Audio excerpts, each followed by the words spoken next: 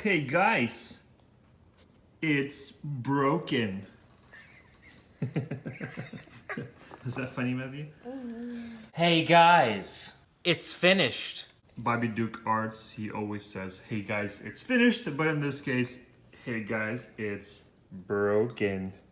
Now I don't think I can build a new phone out of wood, so I'm gonna have to try and fix this one. And those of you that remember, I broke this not too long ago, and it's a brand new phone, iPhone 11 Max Pro, 512 gigabytes of RAM. It's expensive phone, and I put it. Oh, it's flickering.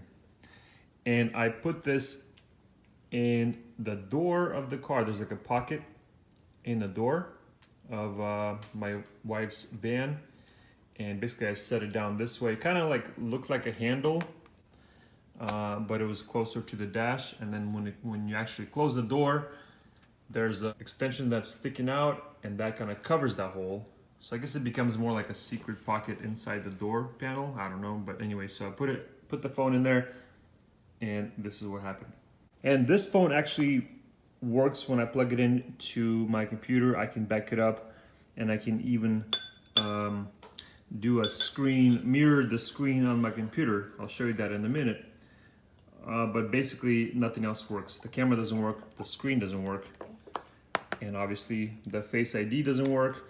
And what I had to do is kind of magically press some buttons while looking at the screen, having the screen mirrored in order to access the phone, try to get the password off and all that stuff. So yeah, so basically what I want to do is actually get this fixed. So it's a painful mistake.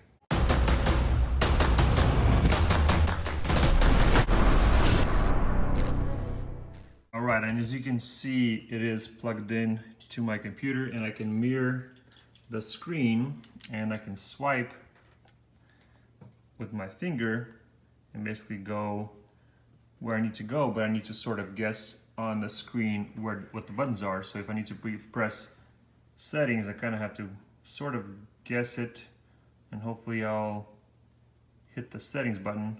There we go. And then I can scroll up and down and do what I need to do, but it's kind of a pain in the butt to try to guess where everything else is. So basically I got all the passwords turned off.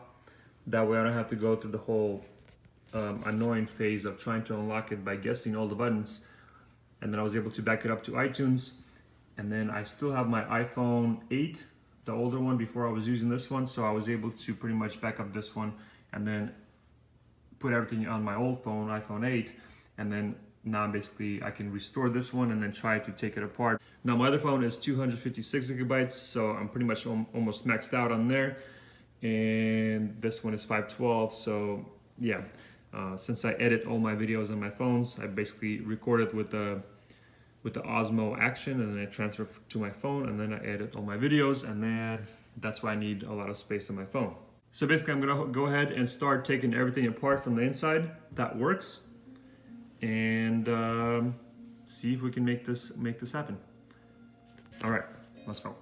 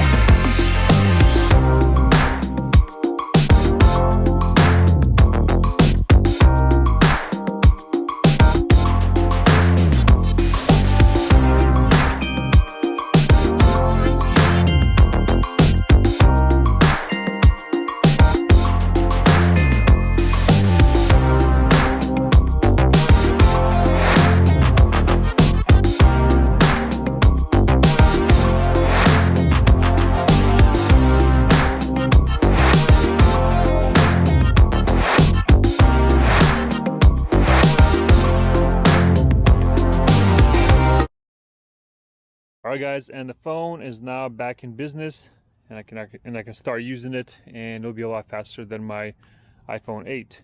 And let's see, everything works. Camera works. Everything's good. No problems. See, we got Instagram. Everything's good to go. Touch is working good. Everything's well. So basically, what I ended up doing is this is my phone that I broke. I kind of tried to straighten it out a little bit. And basically now the phone that I bought was a donor phone. It was iCloud locked. So basically I just needed the screen and, you know, the back part. So basically what I ended up doing is taking the computer out of my phone and swapping it with the one that's iCloud locked. So now I put the iCloud locked computer into this one. And I'll put this on eBay. Somebody's gonna buy, you know, maybe I'll get, I don't know, $200, $250 back for this salvaged phone. So I mean, if I get something for it back, you know, somebody might be able to use the camera or the battery or maybe something else out of this phone. Who knows? I don't know. People buy this kind of stuff on eBay just for the little parts. So I'm gonna sell this on eBay as is with the iCloud locked. And obviously, you know, smashed. So if somebody buys it for $200, I'll get $200 back, because the other one, the donor phone, I bought for $500. So basically I'll end up being $300 worth into the repair, and it's still tough, but you know, it's better than buying another one for $1,500, $1,700, whatever. I mean, I can buy one used probably for $1,100 or $1,200 with 512 gigabytes. But it is what it is. We're done, and we're ready to continue on. So on next episode, we're working on the Mustang. We got the steering link all figured out. So that's going to be installed in the Mustang, the steering column connected to the rack and pinion. We're going to figure out the brakes, get all that done, and we're going to drop her down on the ground and get her started. Alright guys, thanks for watching, and we'll see you on the next one.